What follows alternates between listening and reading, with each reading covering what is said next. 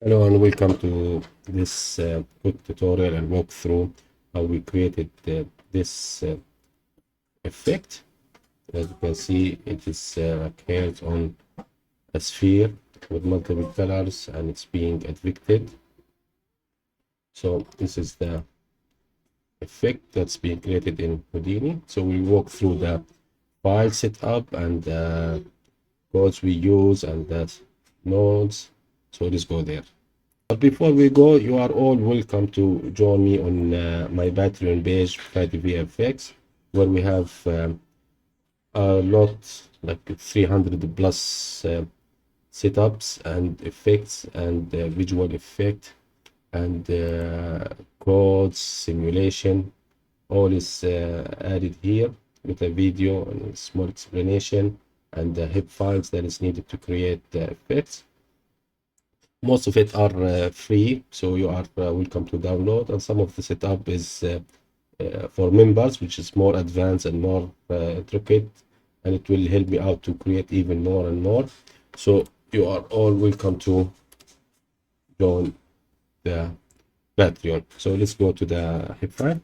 So this is the hip file we are talking about, and as you can see, it's moving. So we'll go through the node system. We started with the sphere here, as you can see. There is just a sphere, and we scatter a couple of points, a total of 8 points. And after that, we added a point triangle just to have a seed for the BT-num. So we have numbers, because BT-num can be recycled. Then we go through a whirly noise. So in this triangle, it will build a relationship between each of the bonds, and it's the two most closest seeds bonds from the second input, as you can see here. Okay, so it will search through the radius and find the nearest neighbor point. Then it will extract that seed and ID and the B attribute or the position.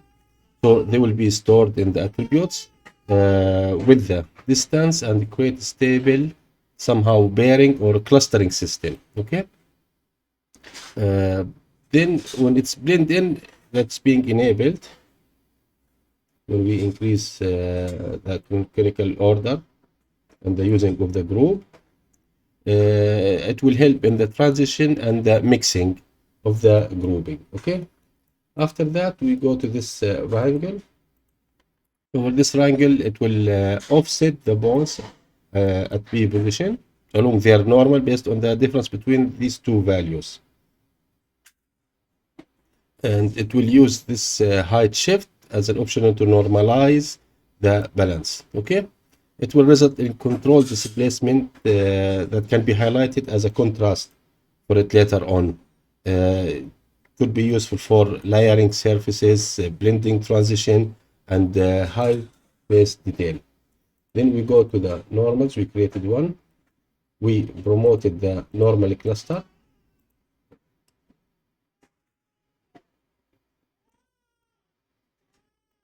So this is the blend weight, and the second blend weight.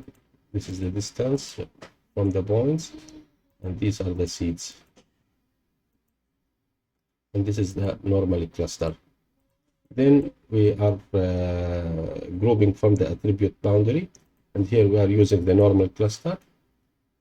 Then we smooth it, as you can see.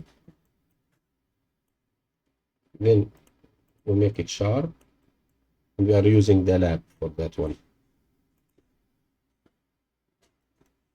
Without the lab, with the lab, and you can play with the step size, something like this. And the edge smoothing. This is the filter. If we increase the filter to get more smooth, let's go down to 1, as you can see. We keep it like this to see the effect. Then we do a VDB from polygon. This is our shape. We are at 0.01, so it's high dense. Then we convert it back. So it's a high dense polygon. We add a remesh, so we have an even distribution of the polygons. We correct the normals without it, as you can see here. Then we create a guide and we make a tangent field.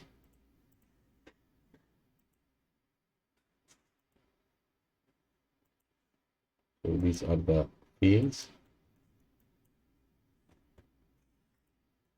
Then we blur the field 0 we took. So this without and with, so it will even out the numbers by 16 iteration. We can increase it even more. Then we add another move and we select the group and we have these patches.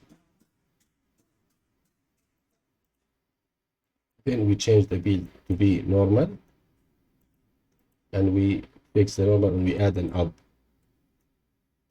We scatter again bonds and it will adhere to the attribute that's in the sphere. And then we have this triangle and its function is to what we call an organic animation to the bones. So this triangle will create an organic or animated motion driven by the fields that we have and the neighbor and the frames. So it will combine multiple influences, direct field and structure flow also. So at the same time, it will blend and build an orientation and scale per point. Then we copy the sphere. What we copy is just a tube that we put it on the ground and we transform. The tube is a pinpoint, the radius. So we have it scattered like this. If you look at it, it start to move. Then this triangle, it will add like animated motion and noise that's driven by time and by the reference curve that we have. So it will find the point ID or C that we have from the second input that we are connecting here. So it will use that curve position to drive the offset. So it will apply like a displacement on that field and its direction also. So it will be more like a wavy. See? More like a wave. So at the same time, it will build orientation from that field because it's a vector, and it will adjust the scale according to that animation of that curve, especially its position. Then we add color according to the field, and we do the point velocity, so we can have a motion blur. And then we go to Solaris, where we have the setup for rendering. So this one, and we put a light inside it. So let's have one render. Go to that one and this Carm XPU. Take it from here. Let's remove the geometry selection. Yes. So here it is. There's We remove the light also. Mommy. So here is the output. And at the same time, we can see it in the Patreon. It will be there, and in the YouTube. So thank you for joining, and have a great time.